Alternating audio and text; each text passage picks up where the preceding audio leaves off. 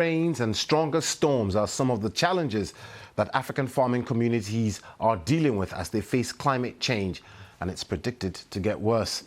So how can farmers adapt? Well, 10 years ago, the Climate Smart Village project was set up as a global initiative introducing new techniques for food production. 11 of these villages are in Africa, and Aboubakar Famau went to one of them in northern Tanzania.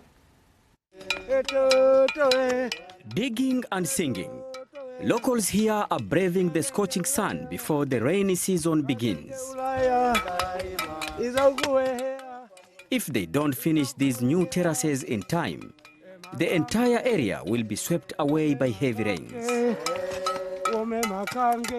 Agriculture is the main source of livelihood for most households here, but recurrent droughts and prolonged dry spells have always exposed the slopes of Mount Usambara in Lushoto to soil erosion, and that meant food insecurity.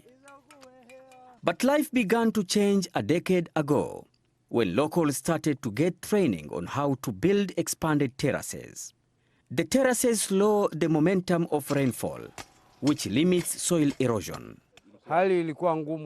Things were very difficult before.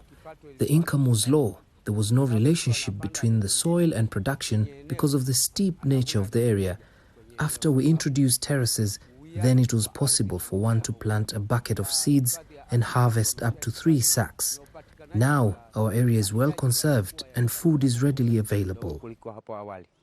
People say that, had this not taken place, their entire land would have been washed away. These are some of the areas that have been greatly affected by climate change. Like now, it is already the ordinary rainy season, but no drop has been seen yet. And when the rains do come, they're usually intense. The locals also started planting trees all the way around these steep and hilly grounds. The trees influence rainfall patterns and regulate river flows. We have set up a target of planting at least 7.5 million trees annually.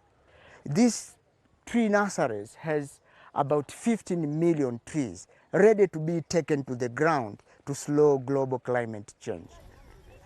The community has also learned other aspects of climate-smart agriculture, such as growing climate-resilient crops varieties like potatoes and onions. Farmers can now harvest their products. Some they sell in different markets, including Dar es Salaam. The money they get helps their families by paying school fees, buying fertilizer, and improve their farming. The area now has an estimated 30 to 40% more terraced farmland because of this project, but there's still some way to go. As part of their land recovery plan, the locals have identified over 200,000 hectares that need to be restored.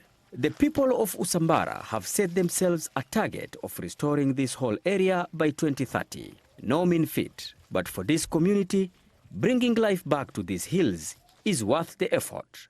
Aboubakar Famau, BBC News, Lushoto. Interesting, isn't it?